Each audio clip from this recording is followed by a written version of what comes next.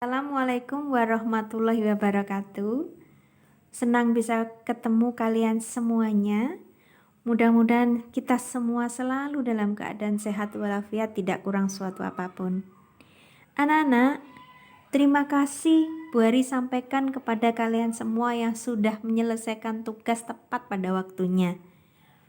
Saya senang bahwa kalian sudah menyelesaikan tugas itu, kalian lakukan semaksimal kalian sehingga mendapatkan hasil yang cukup memuaskan. Tetapi ada juga siswa yang menyelesaikan tugasnya juga belum sempurna.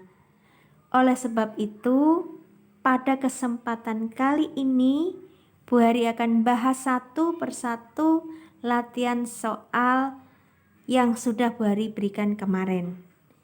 Oke, soal yang pertama, kalian diminta untuk menjelaskan hasil sidang PPKI pada tanggal 18 Agustus 1945.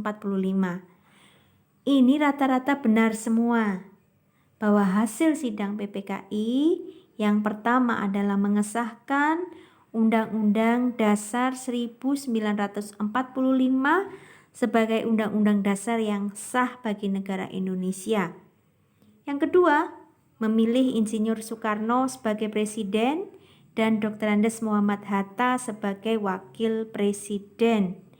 Yang ketiga, menetapkan Komite Nasional Indonesia Pusat atau KNIP yang bertugas untuk membantu jalannya pemerintahan.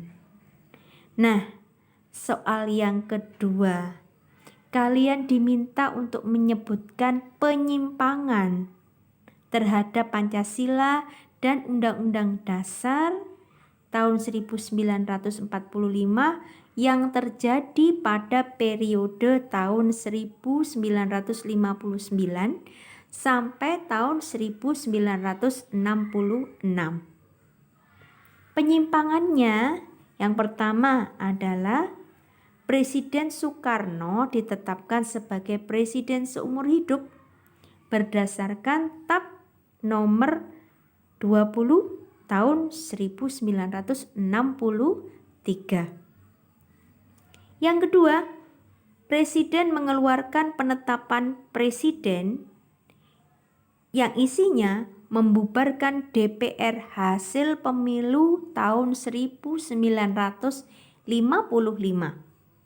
Sedangkan yang ketiga, Presiden membentuk MPRS yang anggotanya terdiri dari anggota DPR GR.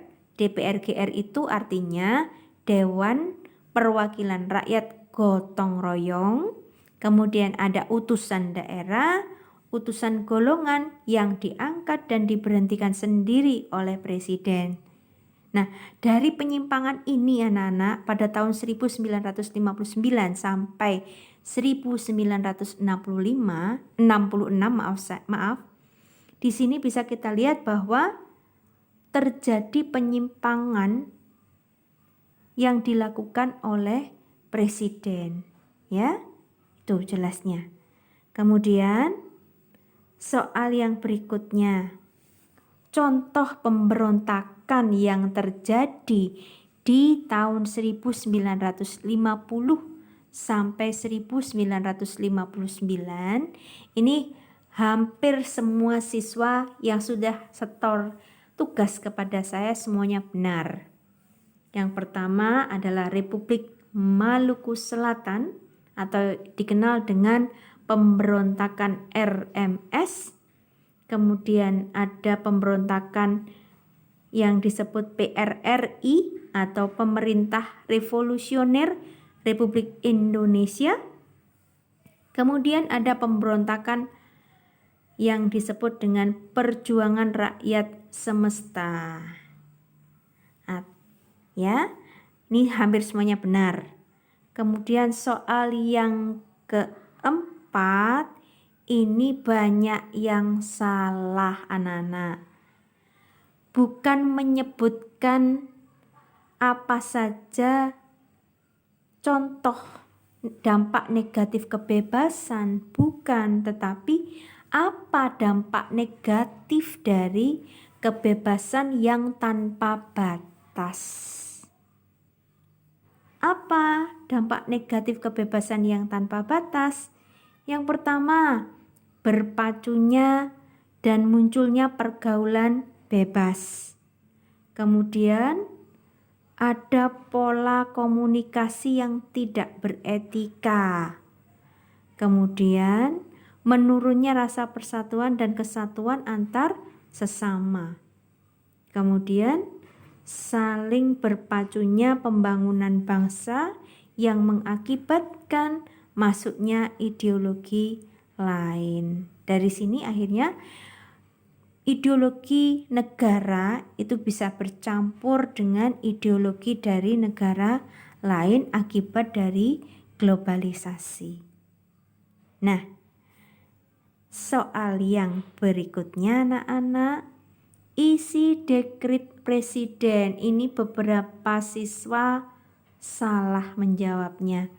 Bukan isi dekret presiden yang diberikan, tetapi menguraikan dekret presiden. Nah, itu mohon maaf kurang tepat. Pertanyaannya kan isi dekret presiden. 1. Dibubarkannya konstituante. Kemudian tidak berlakunya Undang-Undang Dasar sementara tahun 1950. Kemudian kembali menggunakan Undang-Undang Dasar tahun 1945. Nah, Ibu rasa cukup untuk pembahasan latihan 1.1.